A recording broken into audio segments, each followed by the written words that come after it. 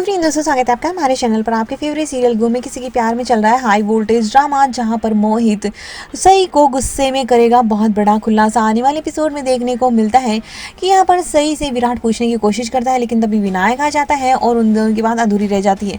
पत्रलेखा भी दवाइयाँ लेकर पहुँचती है और देखने को मिलता है कि यहाँ पर सई घर पर जाकर बहुत बुरी तरह से रोते नजर आती हैं। तो दूसरी तरफ पत्रलेखा विराट से कहती है कि अब तो तुम्हारी पहली पत्नी वापस आ गई है और तुमने मुझे बताया क्यों नहीं सच।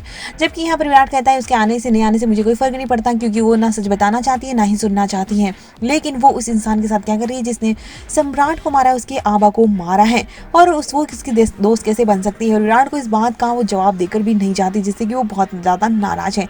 वहीं सही अब इस बात से नाराज हो जाती है कि जब वो आगे बढ़ी चुकी है और हमेशा उसका प्यार तो पत्रलेखा ही थी, तो फिर मैं ही उनके बीच में आ गई हूँ। इसीलिए वो सच्चाई बताने से साफ इनकार कर देती है। उस सच्चाई की समझाने के बावजूद वो नहीं बताती।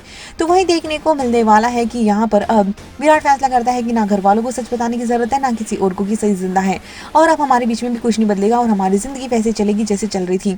और पत्रलेखा का वो हाथ थाम लेता है।